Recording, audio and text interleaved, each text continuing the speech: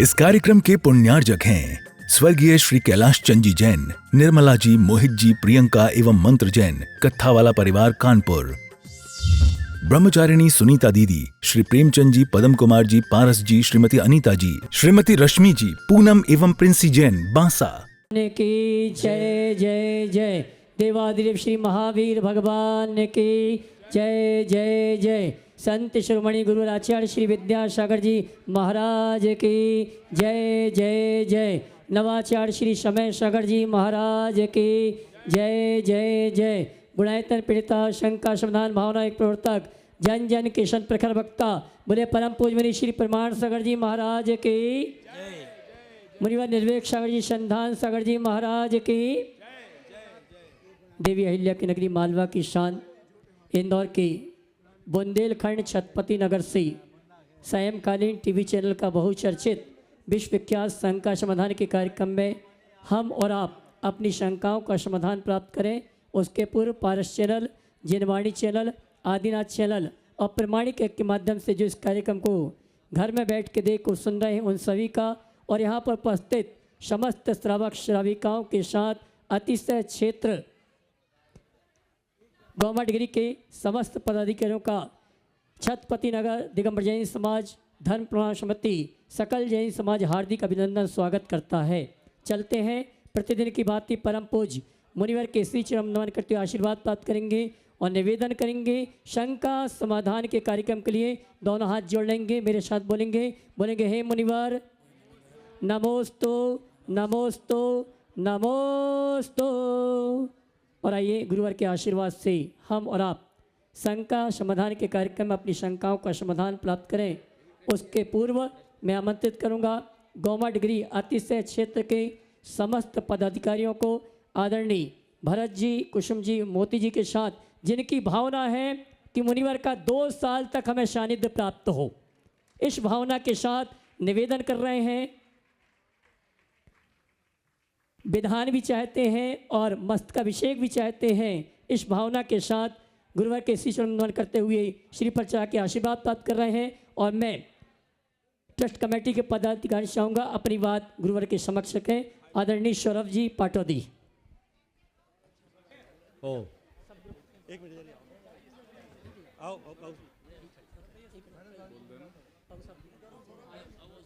परम पूज्य गुरुदेव के चरणों में शत वंदन करते हुए मैं हमारे ट्रस्ट के अध्यक्ष भरत जी मोदी, कोषाध्यक्ष श्री राजेंद्र जी गंगवाल, निर्मल जी सेठी, प्रकाश चंद जी सेठी, विमल जी सेठी, सुशील जी पांड्या, सबके सानिध्य में गुरुदेव आपसे एक निवेदन करना चाहता हूं कि आपके सानिध्य में हम एक विधान गोमड़गिरी पे कराना चाहते हैं 27 तारीख से 31 दिसंबर तक और 1 तारीख को आपके सानिध्य में भव्य महामस्तकाभिषेक कराना चाहते हैं।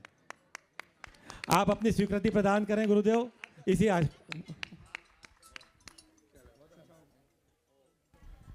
और आइए चलते हैं। देखिए, गोमड़गिरी का निवेदन तो बहुत पुराना है और गोमड़गिरी तो हमें जाना है, लेकिन कब जाना है और क्या रूप होना है इसके लिए प्रतीक्षा कीजिए।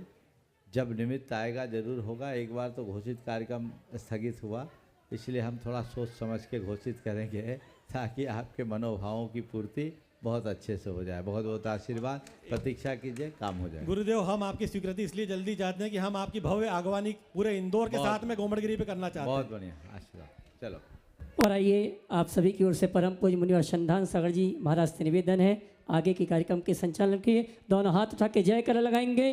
बोले परम पूज्य मुनि श्री प्रमाण सागर जी महाराज की जय जय जय। आज का ये शंका समाधान का सत्र आपके इस नगर में अपन करते हैं और प्रथम प्रश्न के लिए मैं आमंत्रित कर रहा हूँ राहुल मोनिका बड़जात्या, रामचंद्र नगर।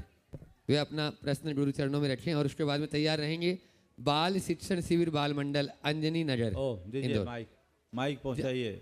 जिनका नाम बोले वहाँ तक माइक पहुँचा दे। नहीं, हाँ बोलिए। हाँ, दूसरा नाम बोलिए। दूसरा नाम बोलिए। हाँ बोल दिया। बाल शिक्षण शिविर। बाल शिक्षण नहीं है, दूसरा बोलिए।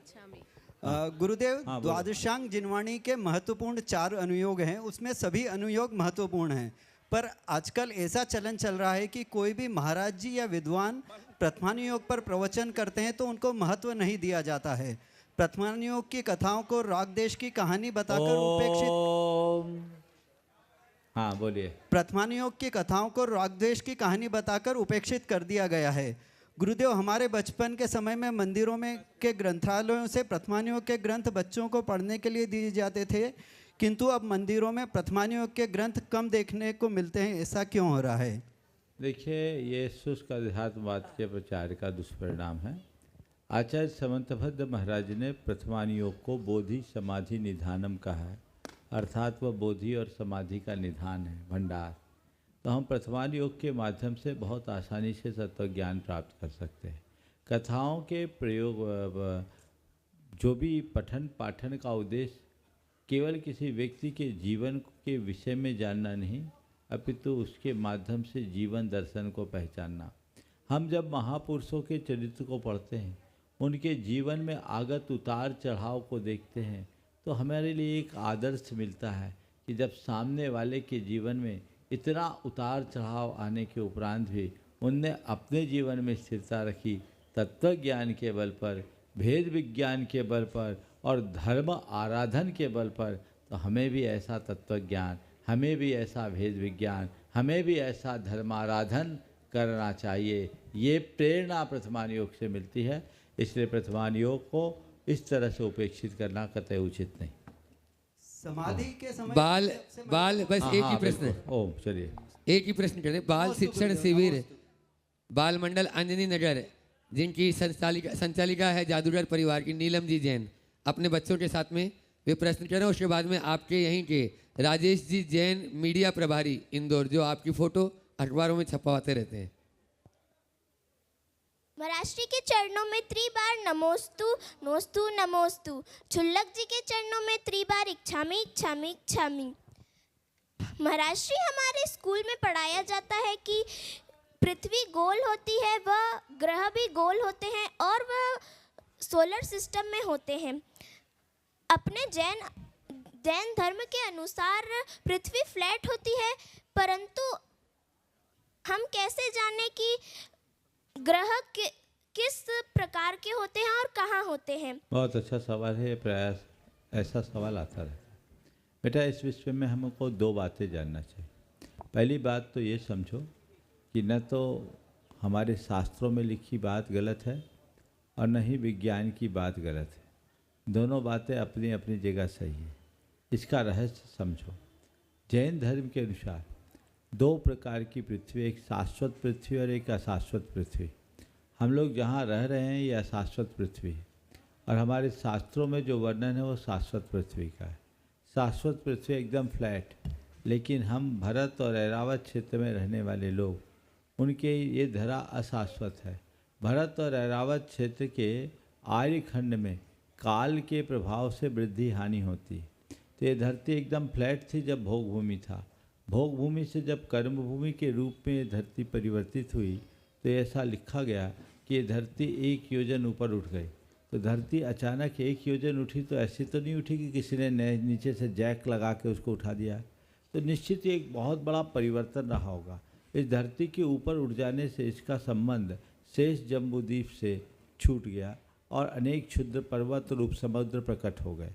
तो ये बिल्कुल डिस्कनेक्ट हो गया। मुझे ऐसा लगता है कि हो सकता है इसी वजह से ये पृथ्वी का पूरा जो वर्तमान रूप है वो प्रकट हुआ होगा और इतना बड़ा परिवर्तन, पूरे के पूरे आर्यखंड का उठना, एक बहुत बड़ा ग्लोबल चेंज आया होगा। उससे हो सकता है कि पृथ्वी ने ग्लोबल शेप ले लिया हो और उसी समय जो एनर्जी उत्पन्न हुई हो उससे प्लैनेट्स प्रकट हो गए हों, जिसे आज पृथ्वी की उत्पत्ति के रूप में कहा जाता है। पर चूंकि आज हमारे शास्त्रों में इन सब बातों का उल्लेख नहीं है, इसलिए हम ये बातें अधिकार पूर्वक नहीं कह सकते।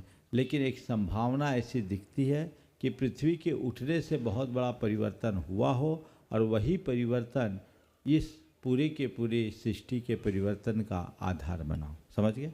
चलिए। नमोस्तु महाराज जी, नमोस्तु। राजेश जी जैन मीडिया प्रभारी इंदौर, और उसके बाद में तैयार रहेंगे जिन्होंने आज गुणायतन के संस्थापक सदस्य के रूप में अपना स्वीकृति दी, ऐसे पवन कमल अर्चना जी जैन, चैलेंजर परिवार ट्रस्टी गुणायतन। नमोस्तु गुरुदेव, नमोस्तु। जन जन के हृदय सम्राट और हम सब के आराध्य धरती के देवता परम पूज्य मुनि श्री प्रमाण सागर जी महाराज एवं मुनि संघ के चरणों में कोटि कोटि नमन करते हुए प्रश्न के रूप में हजारों लोगों की भावना व्यक्त कर रहा हूं। महाराज श्री, आपने मिनी बुंदेलखंड के रूप में चर्चित छत्रपति नगर मान स्तंभ वेदी प्रतिष्ठा के निमित्त 3 दिवसीय सानिध्य प्रदान किया। उसके लिए हम आपके प्रति कमेटी कोटि कोटि आभार व्यक्त करती है। जैसा कि हम सब जानते हैं कि आज यहाँ से आप बिहार कर रहे हैं, लेकिन हमारा मन अभी भरा नहीं है। इसलिए कहना चाहता हूँ कि मुझे कि गुरुदेव बिना घोषणा किए ऐसे ना जाओ छोड़कर कि मन अभी भरा नहीं है। अतः हम सब की भावना है कि आने वाले दिनों में आप छत्रपति नगर में शीतकालीन वाचना करने की स्वीकृति प्रदान करें। यदि यह शीतकालीन वाचना होती है तो हम सबको शीत के मौसम की ठंडक का एहसास नहीं होगा, बल्कि हृदय और आध्यात्मिक ऊर्जा से भर जाएंगे। गुरुदेव के चरणों में नमस्ते। भावना है। छत्रपति नगर वाले तय कर लो कि शीतकाल में महाराज के साथ रहेंगे। मंजूर है गुरुजी। बिल्कुल, आप लोग तय कर लो कि हम लोग महाराज के साथ रहेंगे। ठीक है, चलिए, बहुत बहुत आशीर्वाद। चलिए आगे अगला। और अगली पंक्ति में जिन्होंने आज अपने आप को ढूंढायतन से संस्थापक सदस्य के रूप में जोड़ा है, ऐसे चैलेंजर परिवार से पवन कमल जी, अर्चना जी जैन, वे आ जाएं। पूरा परिवार कहाँ है? आ जाओ, एक साथ आ जाएं। और मैं चाहूंगा इनका मुनित्रय के चरणों में यहाँ आ जाएं, यहाँ पहले। हाँ, प्रश्न भी यहीं से कर लो और इनका सम्मान भी साथ के साथ होता जाएगा। इनके सम्मान के लिए हरिश्चंद्र जी जैन गुणायतन ट्रस्टी और विवेक जी टुनटुरी, ये भी गुणायतन ट्रस्टी हैं, आ जाएं दोनों। और साथ में अभय भैया तो साथ में रहेंगे ही रहेंगे। और मंडल जी अग्रवाल रतलाम, मुनित्रय के चरणों में बारंबार नमोस्तु नमोस्तु नमोस्तु। महाराज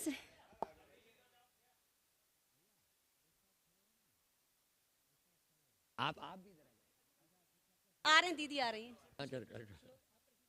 महाराज श्री, मेरी शंका ये है कि आदिनाथ भगवान को 1000 वर्ष लगे थे केवल ज्ञान प्राप्त करने में, और महावीर भगवान को 12 वर्ष लगे थे, लेकिन भरत चक्रवर्ती को अंतर मुहूर्त में केवल ज्ञान हो गया। तो इसके पीछे क्या वो है? ये हर जीव की अलग अलग परिणति है, जिसका जैसा योग होना होता होगा। लेकिन इसका अर्थ ये नहीं समझना कि आदिनाथ भगवान की साधना कमज़ोर थी या भरत चक्रवर्ती की साधना प्रबल थी। ये संयोग है, किसी जीव को कम लगता है, किसी को अधिक। कुछ लोग तर्क देते हैं कि भरत चक्रवर्ती घर में ही वैरागी थे इसलिए इनको जल्दी मिल गया। ऐसा कथन ठीक नहीं। ऐसे बात करने वालों के लिए भगवती आराधना में बड़ी अच्छी बात लिखी। जो लोग ऐसा कहते हैं उसमें लिखा कि देखो भाई, किसी को किसी व्यस्ततम शहर के व्यस्ततम चौराहे पर, किसी अंधे व्यक्ति को किसी व्यस्ततम शहर के व्यस्ततम चौराहे पर, मान लो इंदौर के राजवाड़े पर, किसी अंधे व्यक्ति को दिन के 12 बजे यदि कोई खजाना मिल जाए तो यह सोचकर कि अंधों को खजाना मिलता है अपनी आंखें फोड़ लेना समझदारी नहीं है।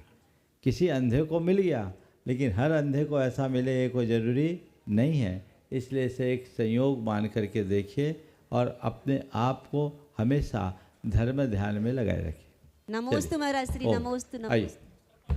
आप लोग जोरदार तालियों से इस परिवार का सम्मान कर दें जो आज गुणायतन से अपने आप को संस्थापक सदस्य के रूप में जोड़ा है। और ये दोनों कार्यकर्ता भी हैं और ट्रस्टी भी हैं, ऐसे उनका सम्मान कर रहे हैं हरिश्चंद्र जी और अब मंडल जी अग्रवाल रतलाम, वे अपना प्रश्न गुरु चरणों में रखे। और उसके बाद में डॉक्टर शोभना जी जैन गुना, इन्होंने भी आज अपने आप को ट्रस्टी के रूप में यहाँ जोड़ा है। वे आज यहाँ पर अभी उपस्थित रहेंगे। मुनि श्री प्रमाण सागर जी के चरणों में कोटि कोटि नमोस्तु नमोस्तु नमोस्तु। मुनि संघ के चरणों में नमोस्तु नमोस्तु नमोस्तु। हे गुरुदेव, मन की शंकाएं तो चलती रहती हैं गुरुदेव। आपसे एक शंका का समाधान चाहता हूं गुरुदेव। भव्य व अभव्य जीव को कैसे जाने गुरुदेव? क्या भव्य जीव जो है, भव्य जीव की दशा मन की कैसी होती है गुरुदेव? वो क्या सोचता है, उसके मन की दशा क्या भाव, उसके भाव क्या होते हैं? और क्या भव्य जीव कभी अभव्य हो सकता है या अभव्य जीव कभी भव्य हो सकता है? ये मन की शंका है गुरुदेव। देखिए, पहले भव्य और अभव्य की परिभाषा। जो मोक्ष की प्राप्ति की योग्यता रखता है उसको बोलते हैं भव्य, और जो सिद्धि प्राप्ति की योग्यता से रहित है उसको बोलते हैं अभव्य। इसे दूसरे शब्दों में कहें, एक स्वर्ण पाषाण और दूसरा अंध पाषाण। स्वर्ण पाषाण को प्रोसेस करके सोना बनाया जा सकता है, लेकिन अंध पाषाण को कितना भी प्रोसेस करे वो नहीं होता। और स्वर्ण पाषाण किसी ने बनाया नहीं, अंध पाषाण भी किसी ने बनाया नहीं। दोनों चीज़ें अपने नेचर से है। इसी तरह जो भव्य जीव है वो अनादि से भव्य है और भव्य ही रहेगा। अभव्य जीव है वो अनादि से अभव्य है, अभव्य ही रहेगा। अभव्य मिटकर भव्य नहीं बन सकता और भव्य मिटकर अभव्य नहीं बन सकता। ये दोनों प्रकार के जीवों की अपनी स्वभावगत परिणति होती, समझ गए? तो अलग अलग परिणतियों के कारण दोनों प्रकार के जीवों का अलग अलग परिणाम होता है। अब आपने पूछा है कि भव्य जीव की पहचान क्या है, उसकी परिणति क्या हो। यथार्थ ये दिव्य ज्ञानियों के ज्ञान का विषय है। अभी कोई ये बात नहीं कह सकता कि यह जीव भव्य है या अभव्य। ये चीज़ें तो उसके अंतरंग परिणमन से जुड़ी हुई है। लेकिन फिर भी एक आचार्य ने भव्य जीव की एक स्थूल पहचान दी है। तत्प्रति प्रीति चित्तेन येन वार्तापि हि श्रुता निश्चितम स भवेद भव्य भावी निर्वाण भाजना। जिसने तत्व की बात को प्रीतिपूर्वक सुना, जो सुनता है, उसे भावी निर्वाण का भागी भव्य जीव माना जा सकता है। हालांकि ये बहुत स्थूल लक्षण है, हम दावे से नहीं कह सकते कि कोई वैरागी है तो भव्य हो ही। एक बार गुरुदेव से किसी श्रद्धालु ने पूछा कि गुरुदेव, हमने सुना है भव्य जीव ही मोक्ष जाता, अभव्य जीव मोक्ष नहीं जाता। गुरुदेव ने कहा ठीक सुना।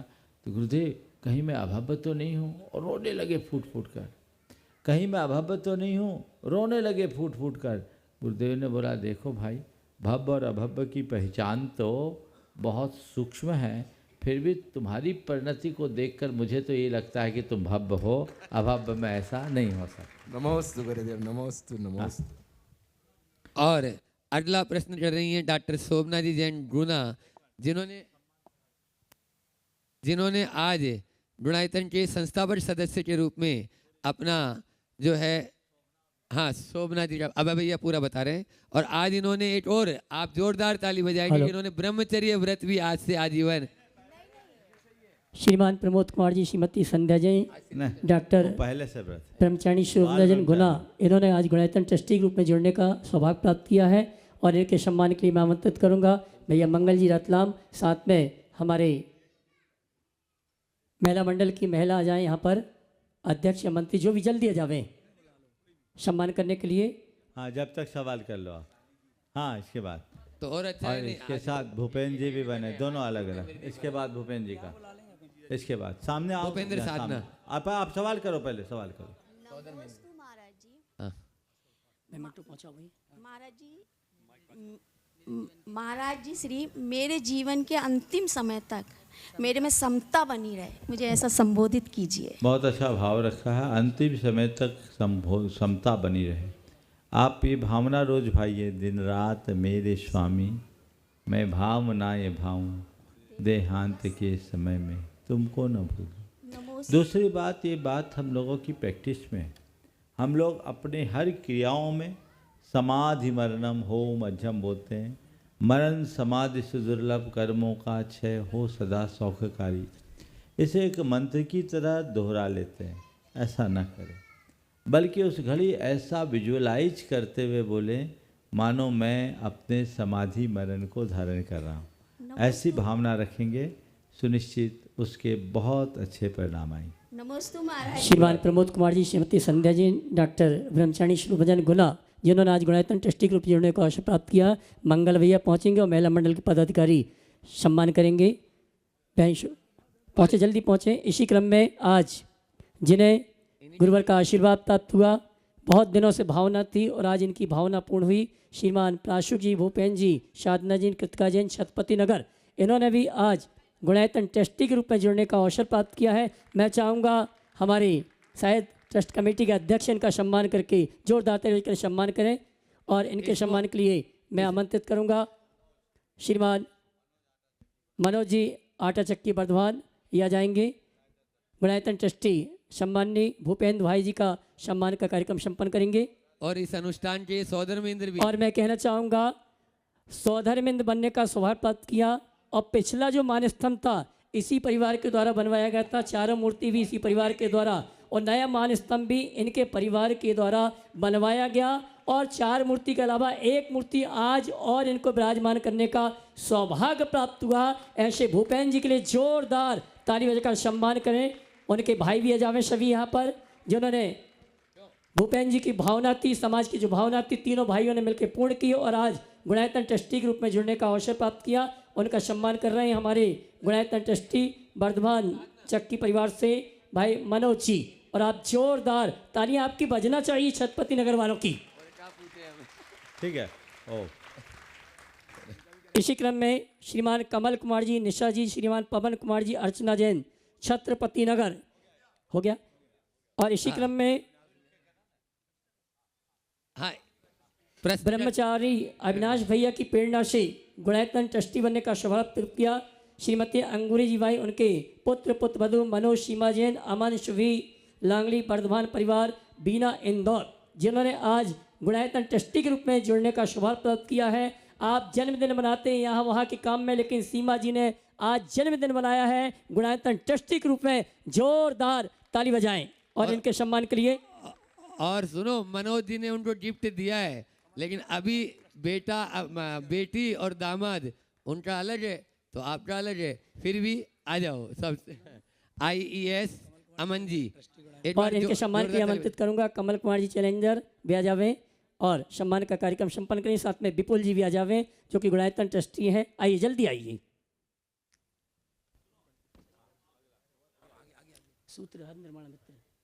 और इसी क्रम में निर्माण मित्र के रूप में जुड़ने का अवसर प्राप्त किया डॉक्टर जिनेंद्र जी, मनोरमा जी, राजेश जी, मुक्ता जी, अतिशय क्षेत्र छत्रपति नगर बुंदेलखंड, इन्होंने सौभाग्य प्राप्त किया है। वे आए परम पूज्य मुनिया के इसी चरण वंदन करते हुए आशीर्वाद प्राप्त करें। और इसी क्रम में सूत्रधार के रूप में जी आइए। हाँ, इसके बाद आइए गुरुवार के इसी चरण वंदन करते हुए आशीर्वाद प्राप्त करें। और इनके सम्मान के लिए मैं आमंत्रित करूंगा जिन्होंने 3 दिन की भोजन व्यवस्था में अपने साथियों को सहयोग दिया, महेंद्र जी चुकरू भैया, मनीष जैन रानीपुर, मनीष महेंद्र जी जो कि हमारे आदरणीय प्रदीप जी भैया के भ्राता हैं, वे आएंगे हमारे सम्मानी इस परिवार का सम्मान का कार्य संपन्न करेंगे। साथ में अशोक जी शास्त्री आप भी जावे और तालियां बजना चाहिए जिनेंद्र जी के लिए जिन्होंने निवेदन किया और इनके निवेदन को स्वीकार करते हुए घर छोड़ने के भाव इन्होंने किए हैं। आइए। और सूत्रधार के रूप में रूपचंद जी, पुष्पा देवी जैन रानीपुर वाले, मनीष पंकज जैन महावीर बाग, जिन्होंने सूत्रधार के रूप में जुड़ने का अवसर प्राप्त किया है, अगर उपस्थित हैं आइए साहब, ये परिवार आ जावे यहाँ पर।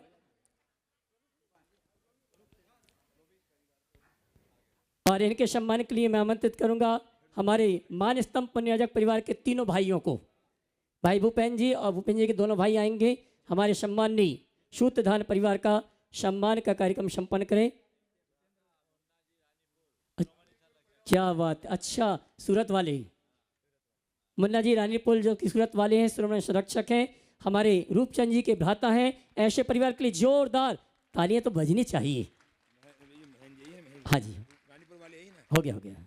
और आइए चलते हैं पुनः संघ का समाधान के कार्यक्रम के लिए। क्षमा करना, विपुल जी आ गए। और आइए श्रीमती नीलम जी जिन्होंने अच्छा थोड़ा रुकिए चलो बीच में प्रश्न लेते हैं। सुशील जी पांड्या इंदौर, वे अपना प्रश्न गुरु चरणों में रखें।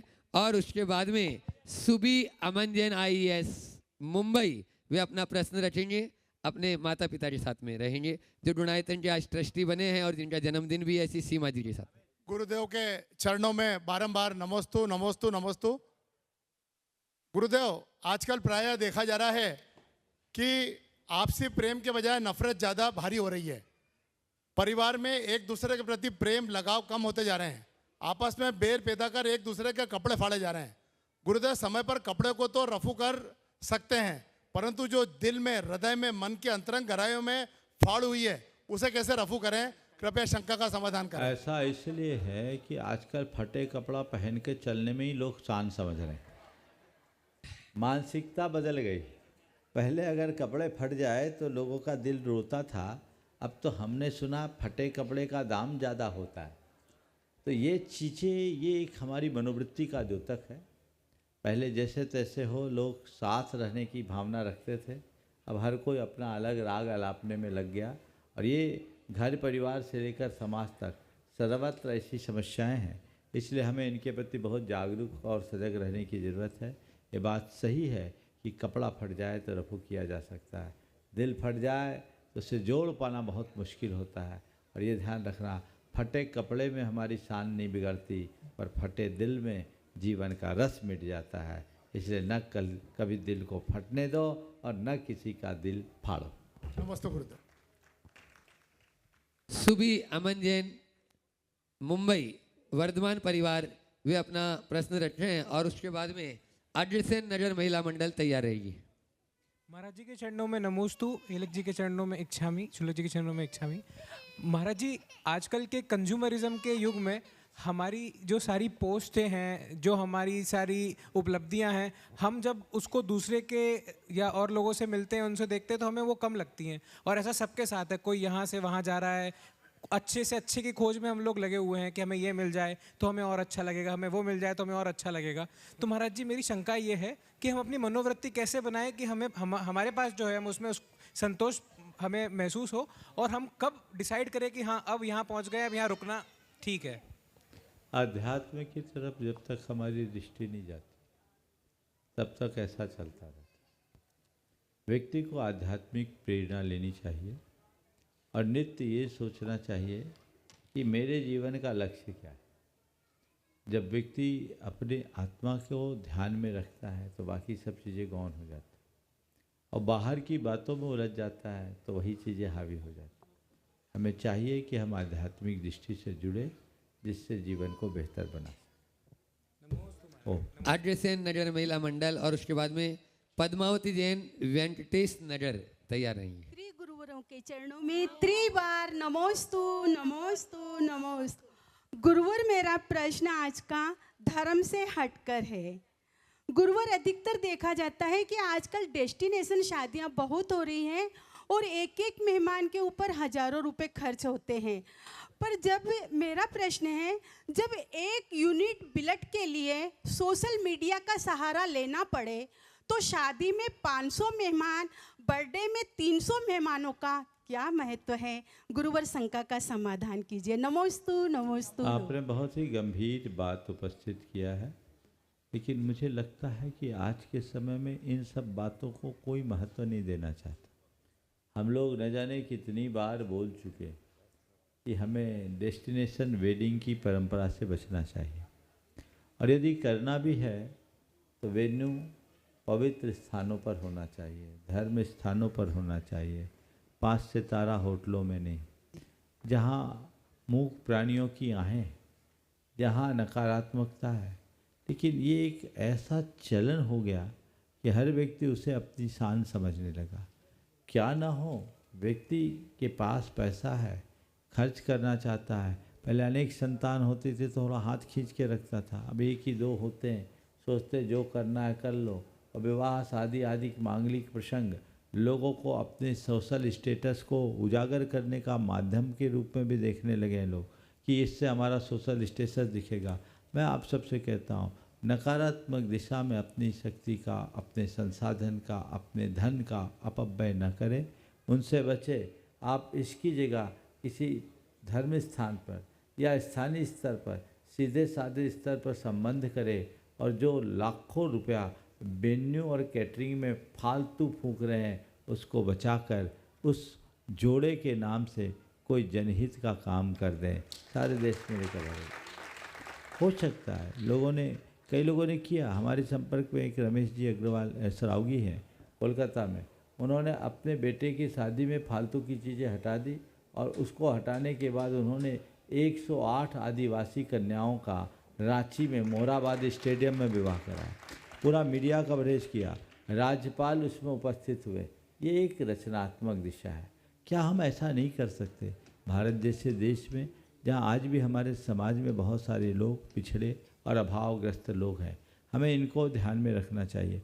जब कोविड का दौर था तो महाराष्ट्र के एक किसी हमारे ही समाज के धनपति ने अपने बेटे के विवाह में शायद 100 या 200 लोगों को मकान बना करके दिया था। ये एक रचनात्मक काम है। आप इस तरह के कार्यों में अपना पैसा खर्च करें तो बात समझ में आता है।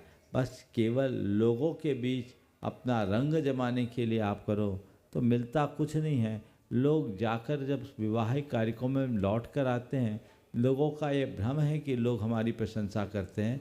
यथार्थ प्रशंसा नहीं, लोग कंपैरिजन करते हैं। उसकी शादी में वो चीज़ अच्छी थी, उसके शादी में वो अच्छा था, इसमें ये कम रह गया, इसमें ये बुरा हो गया। माने लोग कॉम्प्लीमेंट कम, कमेंट्स ज़्यादा करते हैं। इसलिए हमें ऐसे कमेंट्स वाली बातों के अंधानुकरण करने का क्या उचित? हम खुद से विचार करें कि इसके लिए हम क्या कर रहे हैं। जब तक नई सोच विकसित नहीं होगी तब तक इसमें परिवर्तन कर पाना कठिन सा लगता है। नमोस्तु गुरुवर। पद्मावती जैन वेंकटेश नगर और उसके बाद में तैयार रहेंगे छत्रपति नगर महिला परिषद। पीछे जल्दी पहले से खड़े हो जाएं थोड़ा सा, या हाथों से चढ़ दे ताकि माइक वहाँ तक पहुँच जाए। अभी तैयार रहेंगे, अभी खड़े ना हो। हाँ। महिला परिषद वाले तो हाँ दे दो। हाँ बोलिए। छत्रपति नमोस्तु महाराज जी, नमोस्तु महाराज जी। मैं मम्मी की तरफ से पूछ रही हूँ, अहंकार की आरी और कपट की कुल्हाड़ी यह संबंधों को काटती है, इन दोनों से दूर कैसे रहें? कृपा करके मार्गदर्शन कीजिए। बस अहंकार की आरी और कपट की कुल्हाड़ी हमारे पूरे परिवार के सुख चैन रूप वृक्ष को काट डालती। तो इसके लिए हम क्या करें? ये कुल्हाड़ी को कहीं टांग के रख दो, चलने मत दो। और ये अहंकार की आरी और कपट की कुल्हाड़ी को आप चाहते हैं कि इसका प्रहार हमारे इस जीवन के वृक्ष पर न हो, तो उन सबको धर्म की खूंटी पे टांग दो। एक बार टंग गई तो फिर उसका उपयोग नहीं होगा और हमारा जीवन सुरक्षित हो जाएगा। नमोस्तु महाराज जी। छत्रपति नगर महिला परिषद और उसके बाद में इस आयोजन के सौधर्म इंद्र और जिन्होंने पूरा मान स्तंभ बनवाया इसे, और गुणायतन के जो ट्रस्टी हैं भूपेंद्र कुमार जी, साधना जी जैन, देवरी वाला परिवार, गुणायतन ट्रस्टी।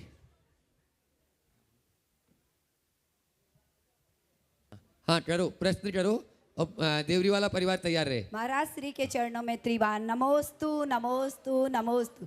महाराज श्री, सबसे पहले तो हम सभी छत्रपति नगर महिला समाज की तरफ से शीतकालीन वाचना के लिए हम निवेदन करते हैं, कृपया आप शीतकालीन वाचना हमें प्रदान करें। नमोस्तु नमोस्तु नमोस्तु। महाराज श्री, मुंह पर कड़वा बोलने वाले लोग कभी धोखा नहीं देते, पर मीठा बोलने वाले लोग जो दिल में नफरत तो पालते हैं और वक्त के साथ बदल भी जाते हैं, हम इनसे कैसे बचें?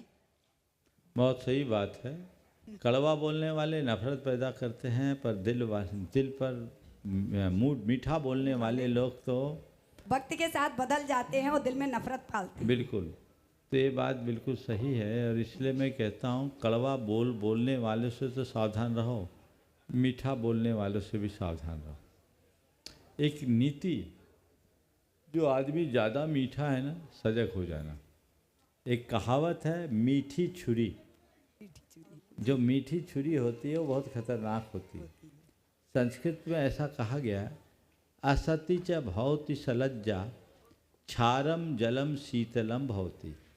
उल्टा स्त्री लज्जा का ज़्यादा नाटक करती है और खारा पानी ज़्यादा ठंडा होता है।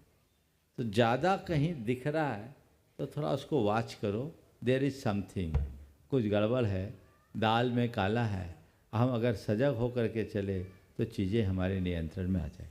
नमोस्तु महाराज श्री, नमोस्तु नमोस्तु। भूपेंद्र जी, साधना जी जैन, देवरी वाला परिवार, गुणायतन ट्रस्टी और सौधर्मेंद्र परिवार अपना प्रश्न रखें और उसके बाद में हे गुरुदेव नमोस्तु। विपुल जी जैन परिवार तैयार रहे। नमोस्तु नमोस्तु। गुरुदेव, ये समस्या मेरी नहीं है, अधिकतर ये पूरे सभी जगह मंदिर ट्रस्टों की समस्या हो सकती है, क्योंकि ट्रस्टी और पदाधिकारी क्या करें। कुछ गुरुदेव कहते हैं कि ट्रस्टी बनना ही नहीं चाहिए, कुछ गुरुदेव कहते कि अगर आपके अंदर योग्यता है तो उसका उपयोग प्रभु सेवा में आपको देना चाहिए, इसलिए उस पद को आपको लेना चाहिए। अब ट्रस्ट का अध्यक्ष होना चाहिए या स्थानीय समाज का, क्योंकि स्थानीय समाज छोटी होती है तो उसके चुनाव हमें किस आधार पर करना चाहिए? अध्यक्ष का चुनाव ट्रस्ट करे या समाज?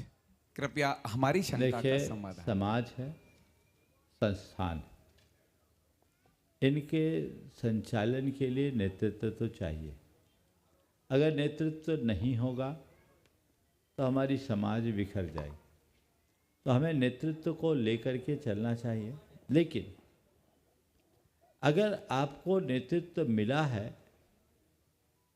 तो ये काम सेवा भाव से करना चाहिए और इसे अपना दायित्व भर समझना चाहिए।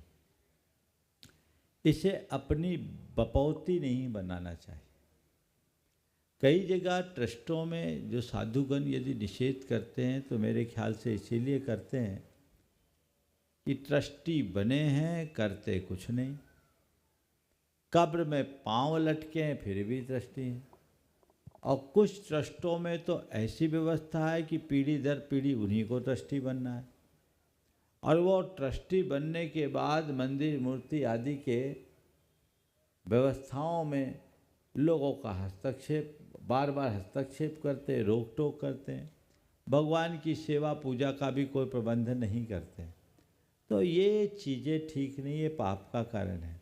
न करे न करने दे, घोर अंतराय कर्म का बंध करेंगे। ऐसे लोगों के लिए क्या कहें। मैं एक स्थान पर था, वहाँ एक ट्रस्ट था। ट्रस्ट में सारे लोग बुजुर्ग थे और वहाँ की व्यवस्था यही थी कि पीढ़ी दर पीढ़ी उन्हीं के हाथ में व्यवस्था रहेगी। नयों को देते ही नहीं थे, नयों को देते ही नहीं थे। अब वहाँ उस परिसर में बहुत सारे कुत्ते भौंकते थे, रात में कुत्ते बहुत भौंकते थे। अब कुत्ते भौंके, हमारे साथ एक महाराज थे, उनको रात में नींद डिस्टर्ब हो जाए, कुत्ते भौंके ही भौंके, भौंके ही भौंके। तो एक दिन उन्होंने चर्चा में कहा कि ये कुत्ते बहुत भौंकते हैं। तो एक व्यक्ति ने कहा, महाराज हमारे बब्बा कहा करते थे ये सब पुराने ट्रस्टी हो सकते हैं। अब मुझे नहीं मालूम ये क्या है, मैं तो ऐसा नहीं कहूँगा। लेकिन धार्मिक संस्थान का दायित्व स्वीकार करने के बाद यदि कोई इस तरह का दायित्व विहीन काम करेंगे, तय मानना दुर्गति के पात्र बनेंगे। आजकल तो कुत्ते तो फिर भी डीओजी साहब बन गए हैं, उनसे भी ज़्यादा पतन होगा। उनकी ज़िंदगी तो आदमियों से ज़्यादा ठाटकी हो गई, समझ गए। तो ये चीज़ें समझना चाहिए, दुर्गति के पात्र बनेंगे। इसलिए यदि आपको किसी संस्था में जिम्मेदारी दी गई है, आप किसी संस्था से जुड़े हैं, आप उसकी एक इकाई बनकर काम कीजिए, सेवा भाव से काम कीजिए, और जब तक अपने से काम करते बने काम कीजिए। और ऐसा लगे कि हमसे काम करने में अब हम सक्षम नहीं हैं, तो योग्य आदमी को जिम्मेदारी दे दीजिए। और ये सुनिश्चित कीजिए कि किसी भी ट्रस्ट को, ट्रस्ट के संस्थापकों की जो मूल भावना है उसको सुरक्षित रख करके चलाया जाए, उसके उद्देश्यों में कोई कमी ना होने दी जाए। अब रहा सवाल समाज का अध्यक्ष बनना चाहिए कि नहीं, बनना चाहिए, लेकिन बिना चुनाव के। जब चुनाव होता है ना, तो चुनाव है, चाहे वार्ड मेंबरी का हो, चाहे लोकसभा का हो। आपके जो समाजों में चुनाव होता है ना, मैं तो समझता हूँ एमपी और एमएलए का चुनाव भी फेल हो जाता है। 7 पुस्तों की लोग निकाल देते हो। आजकल तो व्हाट्सएप महायुद्ध खूब होता ही है, मामला पूरा बिगड़ जाता है। मैं अक्सर कहता हूँ जहाँ चुनाव होता है, जीतता कोई भी हो, समाज हार जाती, क्योंकि उससे कटुता और वैमनस्य फैलता है। इसलिए इलेक्शन नहीं होना चाहिए। महाराज इलेक्शन नहीं हो तो फिर डेमोक्रेटिक व्यवस्था कैसे होगी? इलेक्शन की जगह सिलेक्शन हो। सिलेक्शन कैसे हो? मान लीजिए आपके यहाँ की मंदिर में जुड़े हुए परिवार, जो भी आपके ट्रस्ट की व्यवस्था हो, 100-200 परिवार होंगे, कितने भी परिवार, हाँ, मान लो 100 परिवार रजिस्टर्ड है। आप हर व्यक्ति, जो चुनाव का दिन हो, हर व्यक्ति जो आपके हर परिवार के एक मुखिया को एक बैलेट पेपर दें, उसमें 100 के नाम हैं, 100 के 100 उम्मीदवार हैं, कोई नॉमिनेशन नहीं, विदाउट नॉमिनेशन, 100 के 100 की लिस्ट हो और उनको कह दिया जाए आपको अपने पसंद का एक आदमी चुनना है, और जिसको सबसे ज़्यादा लोग चुन ले उसको अपना अध्यक्ष मान लो, और उससे कह दो कि तुम अपनी टीम बना लो, झगड़ा ही नहीं होगा और सबको मौका मिले। उसके लिए एक उपाय ये है कि लगातार 2 कार्यकाल के बाद उसको एलिजिबल मत रखो, लिस्ट से नाम गोल करो, वो मतदाता होगा, लिस्ट में नाम नहीं होगा, हो गया काम। उसको संरक्षक बना दो। तो ये व्यवस्थाएं बनाने से समाज में प्रेम बढ़ेगा, व्यवस्थाएं अनुकूल होगी और किसी भी प्रकार की खींचातानी नहीं होगी। पहले समाज में ये सब चलता था, पहले जितने लोग होते थे उनको ज़बरदस्ती बिठाया जाता था, अब ज़बरदस्ती उठाना पड़ता है। बैठ गए तो उठने का नाम नहीं। इसलिए मैं आपसे कहता हूँ, शायद अध्यक्ष आप ही हो ना, अपना इस्तीफा जेब में लेके घुमा करो, बहुत बढ़िया, तभी पूछने की हिम्मत की हो लगता है। अपना इस्तीफा जेब में लेके रखो, जब तक तुम्हें लगे कि मेरे धर्म ध्यान में बाधा नहीं पड़ रही और मैं समाज का हित साधने में समर्थ हो रहा हूँ, तब तक ये करते रहना। और जिस दिन ऐसा लगने लगे उस दिन अपना इस्तीफा प्रस्तुत करना। संभालो तुम अपनी जिम्मेदारी। मैं तो पुण्य अर्जन के लिए मंदिर और समाज से जुड़ा हूँ, पाप बंध के लिए नहीं। ये नियम गुरुदेव आज आपके समक्ष में ले लेता हूं। बहुत सुंदर, बहुत सुंदर। आगे हाँ, आगे अब भैया बुला रहे हैं जिनको आज नवदावती पूर्व आहार दान कराने का भी सौभाग्य प्राप्त हुआ। मुनिवर ऐसे का विपुल परिधान जी को। करके जिन्हें आहार देने का वर्षों की जो भावना थी वो सौभाग्य प्राप्त किया। श्रीमती नीलम जी, श्री विपुल जी बादल छत्रपति नगर, डॉक्टर निश्चय जी आदेश बादल, जिन्होंने आज गुणायतन ट्रस्टी के रूप में जुड़ने का अवसर प्राप्त किया है, श्रीफल चाके गुरुवार का आशीर्वाद प्राप्त करेंगे और उनके सम्मान के लिए आमंत्रित करूँगा। भाई नीरज जी, श्रुत जी, राजेश जी, दद्दू भैया और परिवार समाज महिला मंडल संगठन की अध्यक्षा श्रीमती मुक्ता जी, ये आएंगे। सम्माननीय श्रीमती नीलम जी, विपुल जी, उनका गुणायतन परिवार की ओर से सम्मान का कार्यक्रम संपन्न करेंगे। और मैं चाहूँगा आप इनके भावों की अनुमोदना के लिए जोरदार ताली बजाकर का सम्मान करें। आइए।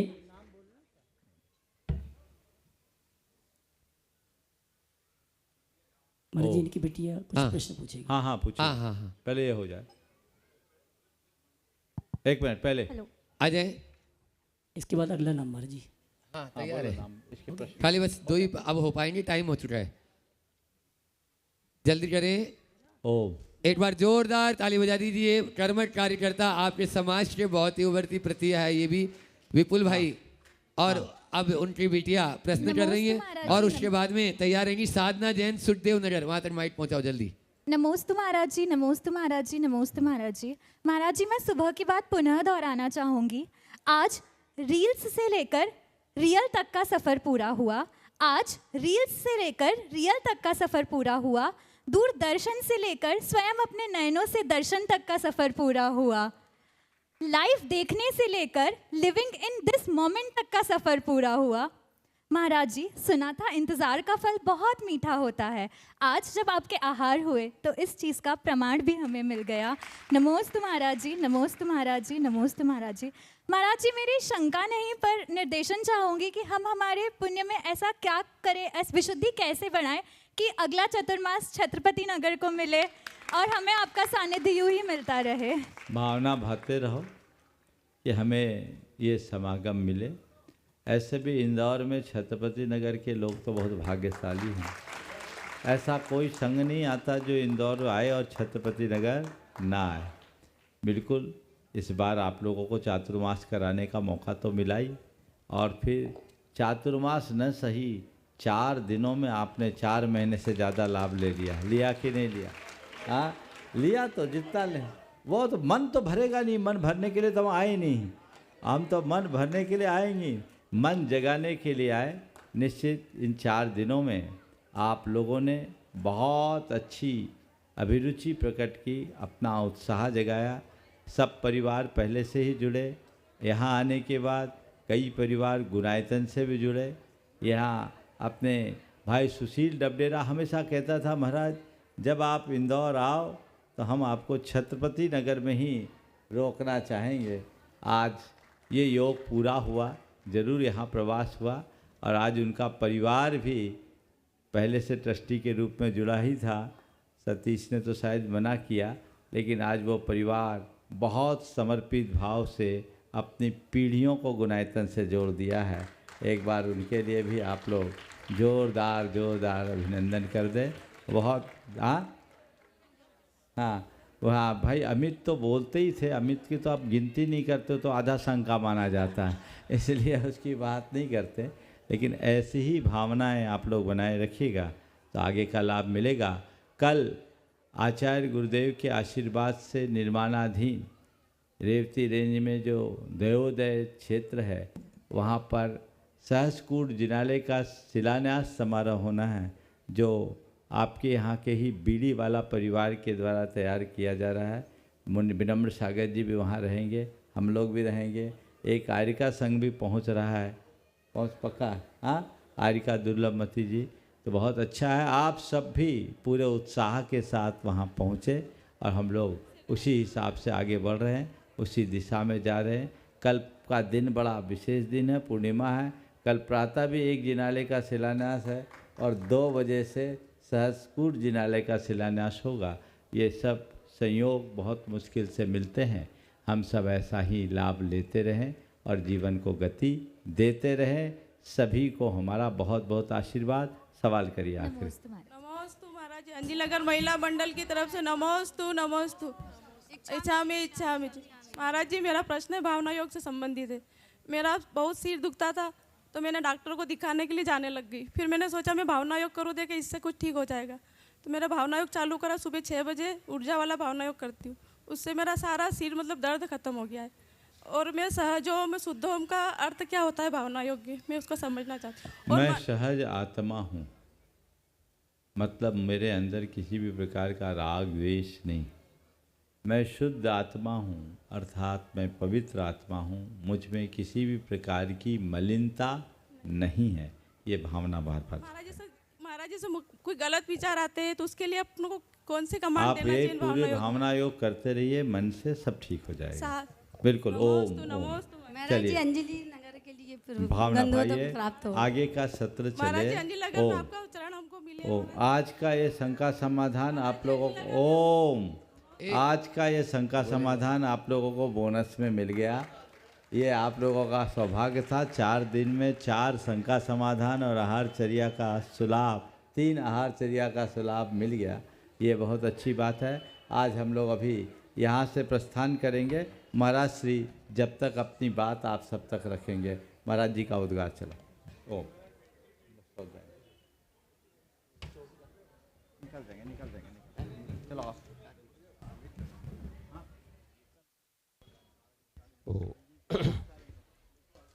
हो गया, करो अमित का सम्मान। आइए परम पूज्य मनीषी श्री निर्वेक सागर जी महाराज का उद्बोधन हम सुने। उसके पूर्व आपके सूचना देना चाहूँ कि गोकुल नगर का जो पंचकणाक प्रतिष्ठा महोत्सव संपन्न हुआ, पूर्णिमा के दिन वहाँ पर मस्तकाभिषेक हर महीने होगा और कल प्रथम मस्तकाभिषेक का कार्यक्रम गोकुल नगर में आयोजित किया गया है। साथ ही छत्रपति नगर में आज मान स्तंभ की प्रतिष्ठा का कार्यक्रम संपन्न हुआ और कल प्रातःकाल की बेला में मान स्तंभ का मस्तकाभिषेक, छत्र छमन भामंडल आदि समर्पित होने का कार्यक्रम कल यहाँ पर संपन्न होगा। आपको गुरुवर का भरपूर आशीर्वाद है। कल प्रातःकाल की बेला में 7:30 बजे से ये कार्यक्रम प्रारंभ होगा और 9 बजे के पहले ये कार्यक्रम खत्म हो जाएगा, क्योंकि आगामी हमारे वहाँ रेवतीगंज में भी कार्यक्रम है। आइए इन्हीं सूचनाओं के साथ परम पूज्य मुनिवर से निवेदन है, बोले परम पूज्य मनीषी निर्वेक सागर जी महाराज के ही 5 मिनट बैठेंगे आप लोग। महाराज श्री अभी पीछे गए हैं शुद्धि के लिए, इसके बाद ही बिहार होगा। बोले महावीर भगवान की, आचार्य गुरुवर श्री विद्यासागर जी महाराज की, मुनिवर श्री प्रमाण सागर जी महाराज की, मुनि श्री निर्वेक सागर जी महाराज की। नमोस्तु गुरुवर। इंदौर नगर में वर्षा योग के पश्चात विभिन्न कॉलोनियों में जिन मंदिर के दर्शनार्थ जाते हुए और यहाँ पर यह विहार चलते चलते छत्रपति नगर में आना हुआ। यहाँ पर नवीन मानस्तंभ का निर्माण और उसमें जिन बिंब प्रतिष्ठा का ये महोत्सव का सहज योग बना। अभी पूज्य श्री के शंका समाधान के कार्यक्रम में प्रायः करके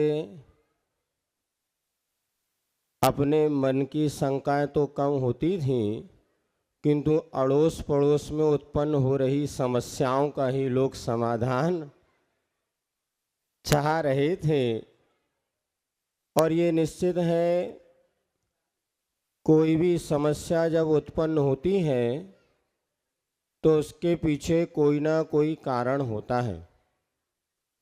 यदि कहीं धुआं उठ रहा है तो निश्चित मानना जो अग्नि में लकड़ी लगाई गई है वो गीली लकड़ी है।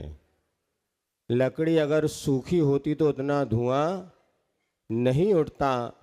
यदि हम किसी भी कार्य के पीछे कारण क्या है अगर इस पर विचार करें तो बहुत कुछ समाधान हम स्वयं कर सकते हैं। समस्या हमारे भीतर से उत्पन्न होती है और समाधान भी हमारे भीतर होता है। फिर भी हम दूसरों के पास वो समस्या का समाधान खोजते हैं। आप सबका सौभाग्य है कि आपको वीतरागी गुरु मिले हैं जो कि आपकी समस्याओं का समाधान कर देते हैं। आचार्य महाराज ने एक हाइकू लिखा है, वह हाइकू शायद हमारी कुछ समस्याओं को समाधान कर सकता है। उन्हें ना भूलें। हाइकू छंद तो आपको पता है ना, 5, 7 और 5 अक्षरों की कविता है और इसमें कम शब्दों में बहुत सारी बात कही जाती है। आचार्य महाराज ने हजारों की संख्या में यह हाइकू लिखे, 1000 से ऊपर ही लगभग लिखे होंगे। पुस्तक में प्रकाशित जितने हुए लेकिन और भी बहुत सारे वो हिंदी में भी लिखा है और उन्होंने संस्कृत में भी लिखा है। तो एक हाइकू प्रायः सभी के लिए बहुत अच्छा है। बच्चों को हम प्रायः ये लिख करके देते हैं। और आप सब लोग बच्चे हैं कि बड़े हैं? बोलो, गुरु के सामने सब कौन है? और बच्चे बनने में फ़ायदा है कि बड़े बनने में? और बच्चे बन के अब आप लोग तकलीफ सबसे बड़ी समस्या तो कि बड़े बन गए और दही बड़ा बन गया जो अवक्ष हो गया। इसलिए बड़ा नहीं बनना, पहले ये मन बनाओ कि हमें बच्चों जैसा बनना है। क्योंकि मुनि मन अपने पढ़ते ना, मुनि कैसे होते हैं? सद्याजात बालक के समान। जैसे बच्चे का जन्म होता है तो बच्चा सरल होता है, ऐसे मुनि होते हैं। और आप यदि समस्याओं से बचना चाहते हैं ना, सबसे बड़ा समाधान है बच्चों जैसे बन जाओ। अब बच्चे कैसे होते हैं तो अड़ोस पड़ोस के बच्चों को देख लो, एक चांटा कोई मार दे तो रोने लगते हैं और जैसे उनको मनपसंद मिठाई मिल जाती है तो आंखों से निकला आंसू गाल पर ही दिखता है, किंतु चेहरे पे मुस्कान पा जाती है। हम जितनी जल्दी अपनी पुरानी बातों को भूलने का मन बनाएंगे ना, बहुत जल्दी हमारा जीवन सुखी बन जाएगा। और सारी समस्याएं बड़े होने से हैं, बच्चा होने से सारी समस्याएं सुलझ जाएगी। उन्हें ना भूलें। बोलो, जिनसे बचना है वक्त वक्त पे। याद हो गया पहला? उन्हें ना भूले जिनसे बचना है वक्त वक्त पे। क्या हुआ फिर से बोलो? इसका अर्थ क्या हुआ हमें ही बता देते हैं। आपके चौके में अलमारी में 2 बोतलें रखी हैं, एक में दूध है और एक में फिनाइल है। फिनाइल दोनों का रंग कैसा है? सफ़ेद। किसको याद रखना ज़्यादा ज़रूरी है, फिनाइल को कि दूध को? समझ गए ना, क्योंकि उनसे हमें वक्त वक्त पे बचना है। जिन बुराइयों से हमें बचना है उनको ज़्यादा राख रखना ज़रूरी है। पाप से हमें बचना है तो पाप को समझना बहुत ज़रूरी है। जब हम पाप से बचेंगे निश्चित हमारा जीवन स्वयं उज्जवल बनता चला जाएगा। हम अपने जीवन में बुराइयों को ज़रूर ध्यान दें। आज हम क्या है, अच्छाइयों से तो बच्चों को परिचित करा रहे हैं किंतु बुराइयों से उनको नहीं बचा पा रहे हैं। यदि हम बुराइयों को अच्छे समझेंगे, एक गुलाब के फूल में फूल की सुगंध का तो हमें ध्यान है किंतु उसमें उरगने वाले कांटों का भी हमें ध्यान रहना चाहिए। तो गुरुजी कह रहे हैं फूल से ज़्यादा महत्वपूर्ण है आप कांटों को समझें, अच्छाई से ज़्यादा महत्वपूर्ण बुराइयों को समझें और बुराइयों से बचने का प्रयास करेंगे। अनेक समस्याओं का समाधान हमारे जीवन में स्वयं होता चला जाएगा।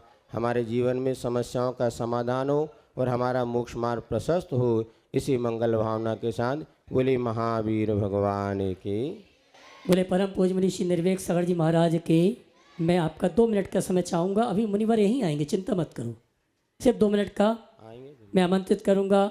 हमारे नगर के गौरव जो कि एलक विवेकानंद जी सागर महाराज के भ्राता हैं और यहाँ पर जितने भी धार्मिक अनुष्ठान होते हैं जिनकी महती सहयोग हमें प्राप्त होता है, हमारे भाई अमित